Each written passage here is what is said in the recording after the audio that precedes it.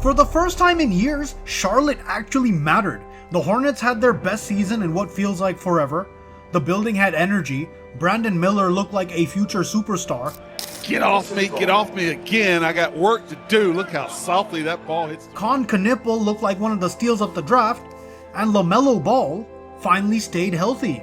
Finally showed why people thought he was one of the most talented young guards in basketball.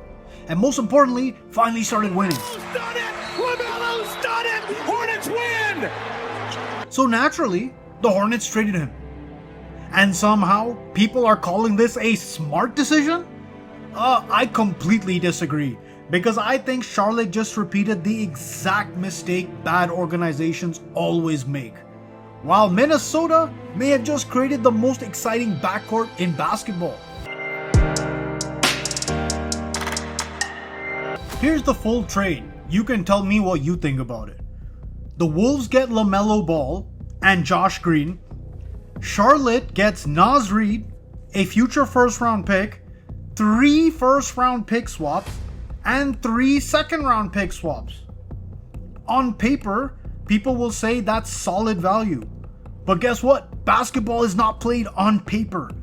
It's played with stars. And Charlotte, make no mistake, no matter what they say, no matter what copium they might spit at you, they just gave theirs away.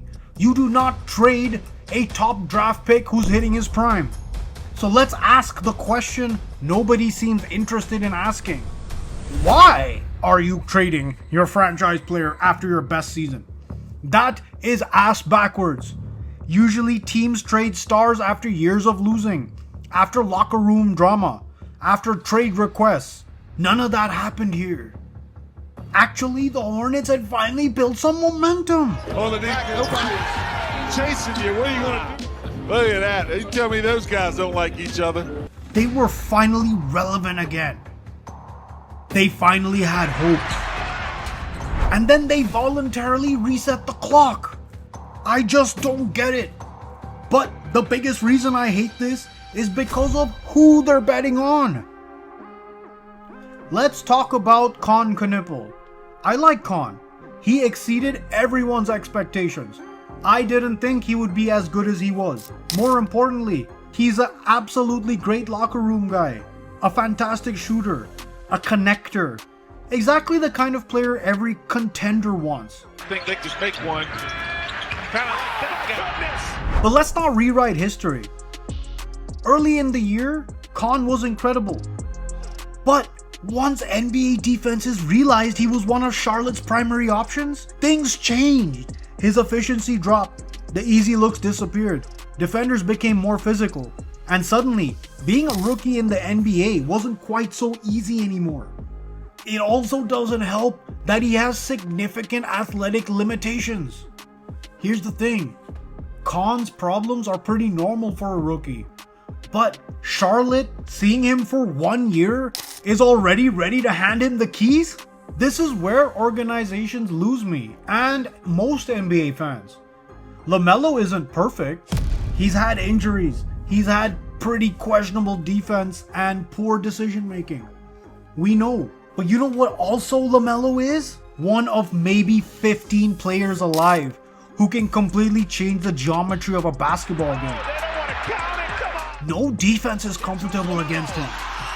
And these kinds of players don't grow on trees. Which is why he was drafted 3rd by Charlotte. LaMelo made everyone else's life easier. Brandon Miller got easier looks. The aforementioned Con Knipple got those great looks because guess who was passing to him? LaMelo. The pace increased. But most importantly in today's NBA, LaMelo fills seats. People come to watch him play. His popularity transcends the game. And exactly what we fear is that many other executives in the NBA feel that Charlotte risks losing the identity and excitement that developed during this last season. And that's super valid. Now let's flip this around. Because while Charlotte is taking a massive gamble and most likely just tanking their team, Minnesota just got scary.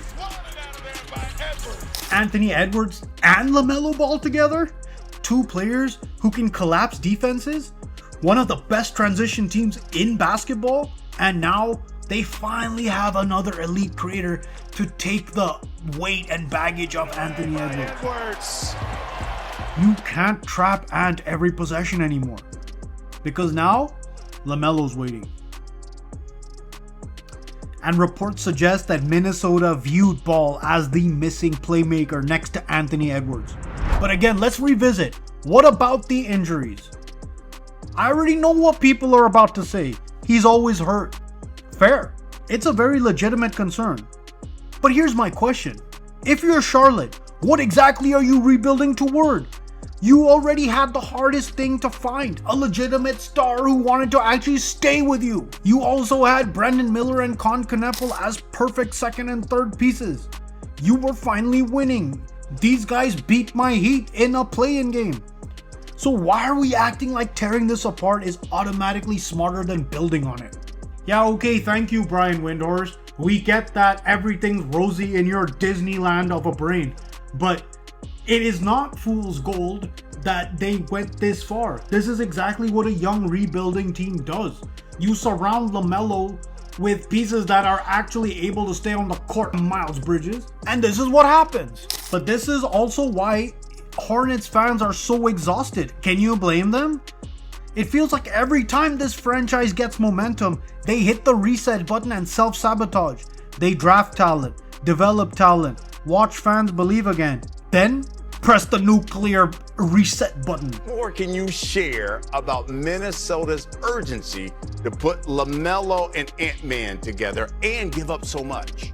How many times do you think you can do this before people stop believing? I'm surprised Charlotte has any fans left, truthfully. Look, let's keep it a buck for a sec.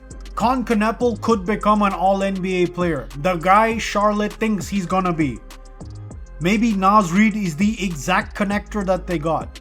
And maybe Brandon Miller develops into a superstar and those draft picks can fill the holes. Because, yes, basketball can be unpredictable. But if you're asking me today, in the real world and not Delulu land, I just think Minnesota landed the best player in the deal by far. Another way of saying this is, they fleeced Charlotte. I don't care.